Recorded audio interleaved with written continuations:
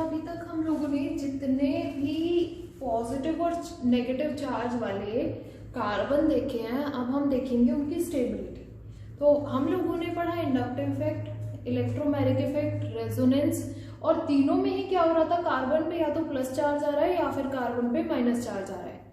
बेटा रिएजेंट के किसी भी एटम पे अगर प्लस चार्ज आता है तो उसको इलेक्ट्रोफाइल बोलते हैं, और कार्बन पे अगर प्लस चार्ज आता है तो वो हमारे पास रिएजेंट का पार्ट नहीं है, वो हमारे पास किसका पार्ट है, मेन ऑर्गेनिक कंपाउंड का। तो इसीलिए इन कार्बन का जिसपे प्लस आया है उसको हमने इलेक्ट्रोफाइल नहीं बोला, और जिसपे माइनस आया है उसको हमने न्यूक्लियोफाइल नहीं बोला, वरना बोल सकते थे ना। ठीक है, तो हमने उनको क्या बोला, हमने प्लस चार्ज वाले कार्बन को अलग नाम दिया, that is carbocation, and minus charge वाले कार्बन को अलग नाम दिया, दैट इज कार्ब एनायन। ठीक है, इसके अलावा हमने सबसे पहले पढ़ा था कि जो मेन ऑर्गेनिक कंपाउंड है उनमें एल्केन्स के अंदर जो एल्केन है जिनमें पोलैरिटी बिल्कुल नहीं है, उनमें होमोलिटिक फिजन भी होता है। तो अगर किसी मेन ऑर्गेनिक कंपाउंड में होमोलिटिक फिजन हुआ और कार्बन के ऊपर एक फ्री इलेक्ट्रॉन आया, तो बेटा हमने उसको normal free electron, free radical बोला था जब हम क्या पढ़ रहे थे, रिएजेंट्स पढ़ रहे थे। रिएजेंट के तीन पार्ट, पॉजिटिव चार्ज वाला इलेक्ट्रोफाइल, नेगेटिव चार्ज वाला न्यूक्लियोफाइल, फ्री इलेक्ट्रॉन वाला फ्री रेडिकल। रिएजेंट के तीन पार्ट, पॉजिटिव चार्ज वाला कार्बोकेटायन, नेगेटिव चार्ज वाला कार्बन आयन, फ्री रेडिकल वाला कार्बन फ्री रेडिकल। कैरेक्टरिस्टिक्स बिल्कुल सेम होते हैं। ठीक है, तो यहां पर हम सबसे पहले पढ़ेंगे रिएक्शन इंटरमीडिएट्स में कार्बोकेटायन कि मेन ऑर्गेनिक कंपाउंड का वो वाला कार्बन जिस कार्बन के ऊपर हमारे पास क्या होता है, प्लस चार्ज होता है। ठीक है बच्चे, तो सारे के सारे कार्बोकेटायन को हम कार्बोनियम आयन भी बोलते हैं दूसरे वर्ड्स में, और सारे कार्बोकेटायंस हमारे पास मोस्टली आर sp2 हाइब्रिडाइज्ड। अगर बेटा sp2 हाइब्रिडाइज्ड है तो कितने ऑर्बिटल इन्वॉल्व है, 1 और 2 p के 3 ऑर्बिटल इन्वॉल्व है, तो 3 बॉन्ड बना रहे होंगे। सो ये रहा इसका एक बॉन्ड, ये रहा सेकेंड बॉन्ड, और ये रहा हमारे पास थर्ड बॉन्ड। ठीक है, अब p में तो 3 ऑर्बिटल होते हैं ना, एक ऑर्बिटल इसका खाली रह गया, तो बेटा ये जो एक p ऑर्बिटल आप ऊपर नीचे देख रहे हो ये एम्प्टी p ऑर्बिटल है जिसने हाइब्रिडाइजेशन में पार्टिसिपेट नहीं किया। ठीक है बच्चे, इस वजह से इसकी हमारे पास जो हाइब्रिडाइजेशन आती है वो sp2 हाइब्रिडाइज्ड आ जाता है, एंड जो शेप आती है कार्बोकेटायन की इज अप्रोक्सीमेटली ट्राइगोनल प्लेनर, वो ट्राइगोनल प्लेनर आती है। नेक्स्ट 3 बॉन्ड बना रहा है बच्चे, तो 3 बॉन्ड में कितने इलेक्ट्रॉन इन्वॉल्व होंगे, कार्बन के आउटर मोस्ट शेल में इसके इलेक्ट्रॉन होंगे, इस बॉन्ड के 2 इलेक्ट्रॉन, इस बॉन्ड के 2 इलेक्ट्रॉन, इस बॉन्ड के 2 इलेक्ट्रॉन, क्योंकि शेयरिंग में है ना, तो 3 बॉन्ड के 6 electron, so has 6 electrons in the outermost shell. ठीक है बेटा, डायामैग्नेटिक होता है, डायामैग्नेटिक का मतलब है ऑल इलेक्ट्रॉन्स आर पेयर्ड, सारे इलेक्ट्रॉन्स पेयर्ड, सब इलेक्ट्रॉन्स पेयर्ड है। तो इसमें बॉन्ड में सारे इलेक्ट्रॉन्स पेयर्ड, पेयर में प्रेजेंट है, ये पेयर में प्रेजेंट है, ये पेयर में प्रेजेंट है, और कोई भी चीज फ्री इलेक्ट्रॉन की तरह नहीं घूम रही है। डायामैग्नेटिक लिखने का मतलब ही है कि इसके पास फ्री इलेक्ट्रॉन हमारे पास अवेलेबल नहीं है।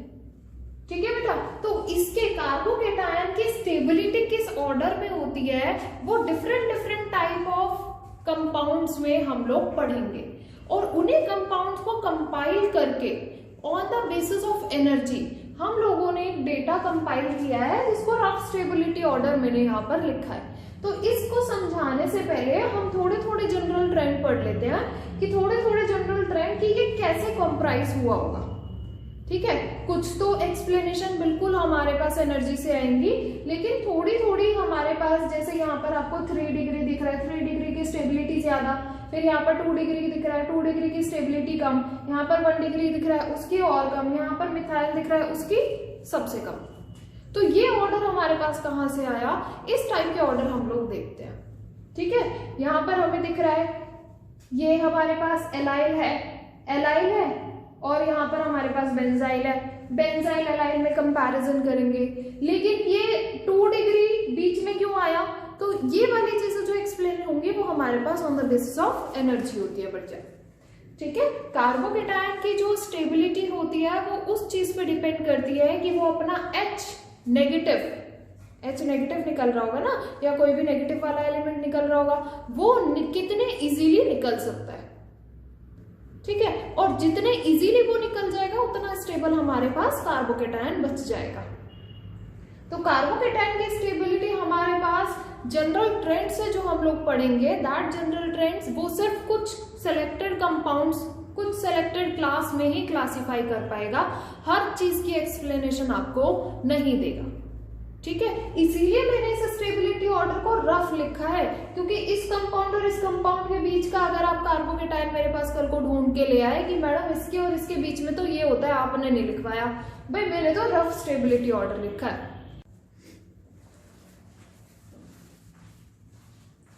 बेटा प्लस चार्ज हमारे पास किसी भी एटम पे चार्ज जितना कम होगा उसकी स्टेबिलिटी उतने बढ़ती चली जाएगी। तो बच्चे यहाँ पर हमारे पास लगे हुए हैं CH3 group. CH3 group alkyl group होते हैं, और हमें पता है एल्काइल ग्रुप क्या शो करते हैं, इंडक्टिव इफेक्ट। कौन सा inductive effect, plus I effect. तो ये इलेक्ट्रॉन डोनेट करेंगे, इन 3 एल्काइल ने इलेक्ट्रॉन डोनेट कर दिया इस कार्बोकेटायन को, इन दोनों इलेक्ट्रॉन डोनेट कर दिया इस कार्बोकेटायन को, यहाँ पर एक ने इलेक्ट्रॉन डोनेट किए इस कार्बोकेटायन को, और यहाँ पर किसी ने भी डोनेट नहीं किए। तो बेटा जब ये ऐसे समझो कि हमने एक गड्ढा खोदा हुआ है, उस गड्ढे में हमारे पास प्लस चार्ज है, उस गड्ढे को हम कितना भर सकते हैं, उसमें कितनी मिट्टी डाल सकते हैं। तो यहाँ पर 3 लोगों ने मिलकर मिट्टी डाली तो गड्ढा भर गया, मतलब स्टेबिलिटी इसकी बढ़ गई, ठीक है। यहाँ पर 2 लोगों ने डाली तो थोड़ा सा कम बढ़ा, तो इसकी स्टेबिलिटी कंपैरेटिव टू 3 लोगों की वजह से, ये यहाँ पर 2 लोग काम कर रहे हैं तो इसकी स्टेबिलिटी हमारे पास कम होगी। यहाँ पर एक ही इंसान बेचारा थोड़ी थोड़ी करके मिट्टी डाल रहा है तो गड्ढा और लेट भरेगा, मतलब इसकी स्टेबिलिटी और कम, और यहाँ पर तो हमने कोई एफर्ट किया ही नहीं। तो बेटा जिसका जो स्टेबिलिटी ऑर्डर का ट्रेंड आ जाता है वो ये आता है, कोई भी ग्रुप अगर प्लस चार्ज को फिल करता है, अगर प्लस चार्ज को इलेक्ट्रॉन डोनेट करता है, तो वो ग्रुप हमारे पास कार्बोकेटायन की स्टेबिलिटी को बढ़ाएगा, ठीक है बेटा। तो यहां पर हमारे पास 3 CH3 लगे हुए हैं, यहां पर हमारे पास 2 CH3 लगे हुए हैं, यहां पर हमारे पास 1 CH3 लगा हुआ है। तो एल्काइल की जो स्टेबिलिटी ऑर्डर है बच्चे, वो हम लोगों ने किससे पढ़ी, वो हमने पढ़ी प्लस आई इफेक्ट से। 3 alkyl group, 3 plus I effect, 3 plus I effect होने की वजह से प्लस चार्ज जल्दी फिल होगा एंड स्टेबिलिटी बढ़ेगी। यहां पर 1 alkyl group, 1 CH3, 1 plus I effect, stability बहुत ज्यादा नहीं बढ़ेगी, थोड़ी सी बढ़ेगी।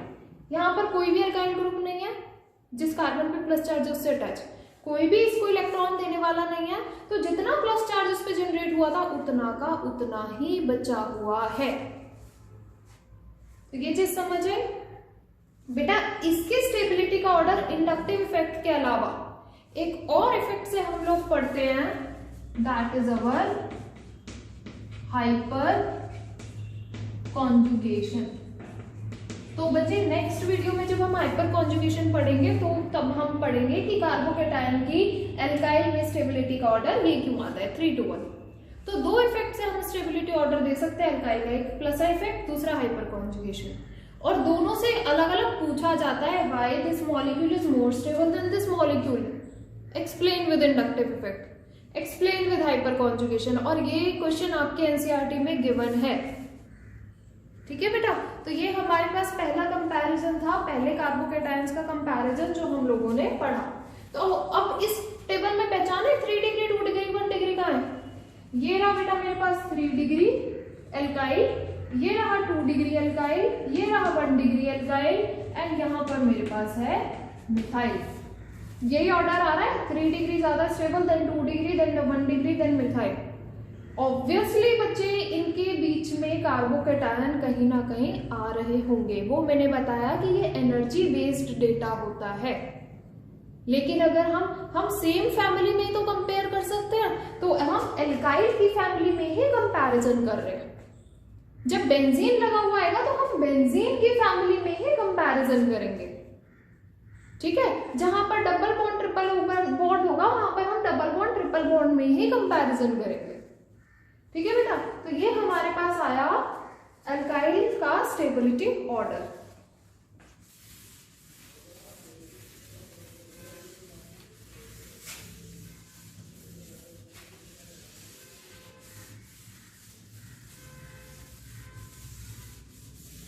नेक्स्ट स्टेबिलिटी ऑर्डर बेटा जो हम लोग देखेंगे दैट इज अवर एलाइल।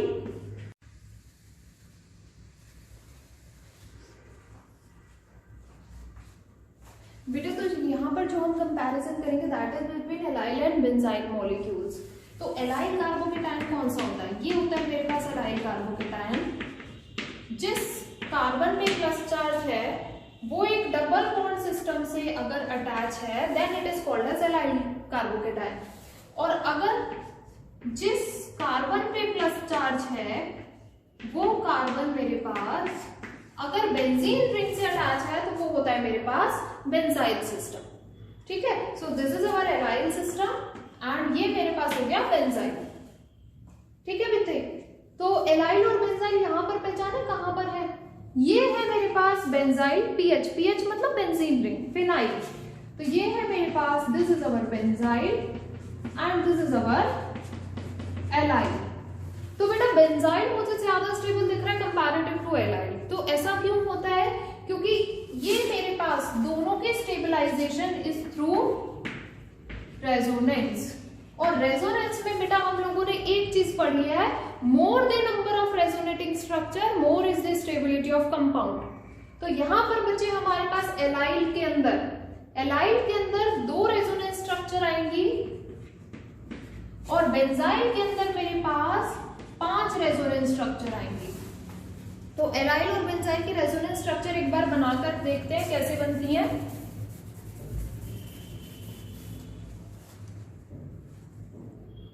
तो बेटा ये मेरे पास एलाइल है, इसकी रेजोनेंस स्ट्रक्चर मुझे बनानी है। तो ये जो प्लस चार्ज है, ये जो प्लस चार्ज है बच्चे हमारे पास, ये प्लस चार्ज हमारे पास फुलफिल हो जाएगा यूजिंग दिस पाई बॉन्ड। तो जैसे ये पाई बॉन्ड मेरे पास यहां पर शिफ्ट हुआ, ये पाई बॉन्ड उठ करके यहां पर शिफ्ट हो गया। उठ करके शिफ्ट हो गया का मतलब क्या है? ठीक है, ये पाई बॉन्ड हमारे पास यहां से यहां शिफ्ट हो गया। तो अब इस कार्बन की वैलेंसी फुलफिल हो गई। इस कार्बन पे पहले ही अपना एक इलेक्ट्रॉन था, पहले यहां था फिर यहां चला गया, है तो इसी कार्बन का इलेक्ट्रॉन ना। तो बेटा हमारे पास इस कार्बन पे प्लस चार्ज आ जाएगा और इस कार्बन का चार्ज न्यूट्रलाइज हो जाएगा। So this will form CH2 positive CH double bond CH2। तो एलाइल के 2 रेजोनेंस स्ट्रक्चर हमारे पास ये आते हैं, 2 रेजोनेंस स्ट्रक्चर। ठीक है, और बेटा बेंजाइल के रेजोनेंस स्ट्रक्चर हम कैसे बनाएंगे? ये बेंजाइल है, ये बॉन्ड हमारे पास, ये बॉन्ड हमारे पास यहां शिफ्ट हो जाएगा। अगर ये बॉन्ड यहां शिफ्ट हुआ तो इस वाले कार्बन पे प्लस चार्ज आएगा, this will form double bond CH2। यहां पर एक हमारे पास बॉन्ड आ जाएगा, यहां पर एक बॉन्ड आ जाएगा। पहली स्ट्रक्चर, दूसरी स्ट्रक्चर। अब ये वाला बॉन्ड यहां पे शिफ्ट हो जाएगा, मतलब ये बॉन्ड ऐसे था अब ऐसे शिफ्ट हो गया। मींस ये बॉन्ड मेरे पास इस तरह से लगा हुआ था और अब इस तरह से लग जाएगा। ठीक है बेटा, पहले ऐसे लगा हुआ था अब ऐसे लग जाएगा। तो मतलब सिर्फ ये वाला इलेक्ट्रॉन उठ करके यहां से यहां जा रहा है। तो इसकी स्ट्रक्चर क्या बनेगी हमारे पास? इसकी स्ट्रक्चर बनेगी यहां पर डबल बॉन्ड, यहां पर डबल बॉन्ड CH2, यहां पर डबल बॉन्ड एंड इस कार्बन पे, क्योंकि ये वाले कार्बन का इलेक्ट्रॉन उठ के जा रहा है, इस कार्बन पे प्लस चार्ज। ठीक है बेटा, अब नेक्स्ट स्ट्रक्चर अगर हम लोग देखें तो ये वाला जो बॉन्ड है ये यहां से यहां आ जाएगा। अब इस कार्बन का जो इलेक्ट्रॉन है, दिस कार्बन, इस कार्बन का जो इलेक्ट्रॉन है ये तो यही था, अभी भी यही है, जब अगला बॉन्ड बनेगा तब भी यही रहेगा। इस कार्बन का इलेक्ट्रॉन उठ करके यहां से यहां आ जाएगा। सो बेटा ये हमारे पास बन जाएगी structure double bond CH2, this will form यहां पर बॉन्ड एंड यहाँ पर हमारे पास प्लस चार्ज। और लास्ट जो हमारे पास रेजोनेंस स्ट्रक्चर बनेगी उसमें ये डबल बॉन्ड यहाँ और वापस से this will be CH2 with positive charge, यहां पर डबल बॉन्ड, यहां पर डबल बॉन्ड, यहां पर डबल बॉन्ड। तो बेटा ये हमारे पास 5 रेजोनेंस स्ट्रक्चर आ रही है बेंजाइल में, 1 2 3 4 5। More the number of resonance structure more is the stability. अब खुद सोचो बच्चे, क्या मैं रेजोनेंस को इंडक्टिव इफेक्ट से कंपेयर कर सकती हूँ? ठीक है, तो इस फैमिली के कंपाउंड्स को और इस फैमिली के कंपाउंड्स को हम अलग तरीके से पढ़ते हैं क्योंकि दोनों के रीजंस अलग होते हैं। ठीक है, तो यहां पर हमारे पास कोई कंपैरिजन नहीं हुआ कि आप अपने दिमाग में ये सोच लो कि इंडक्टिव इफेक्ट पावरफुल होता है देन रेजोनेंस इफेक्ट। यहां पर कोई कंपैरिजन नहीं हुआ बेटा। यहां पर जो हमने ये डेटा लिखा है कि 3 degree is more stable than benzyl, it is only due to कि 3 डिग्री ज्यादा इजीली अपना H नेगेटिव लूज कर देता है या अपना Cl नेगेटिव लूज कर देता है।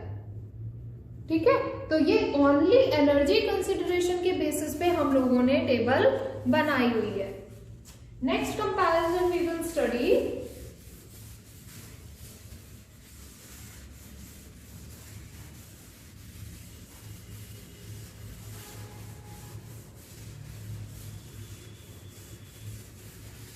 तो बेटा जो हम नेक्स्ट कंपैरिजन करेंगे, अब देखो यहाँ पर ट्राइफिनाइल है, यहाँ पर डाइफिनाइल है, यहाँ पर 1 फिनाइल है, 3 benzene ring, 2 benzene ring, 1 benzene ring. तो ऑब्वियसली 3 बेंजीन रिंग का रेजोनेंस ज्यादा होगा comparative to 2 benzene ring and comparative to this 1 benzene ring.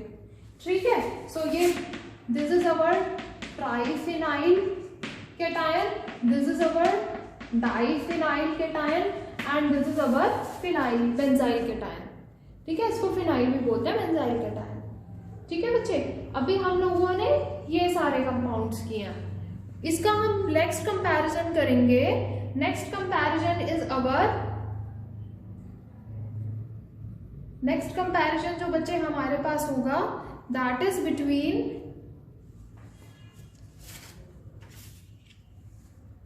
कि अगर ये फिनाइल में, अगर ये बेंजाइल में हमारे पास क्या लग जाए, सब्स्टिट्यूशन हो जाए, substituted benzyl group CH2 plus charge,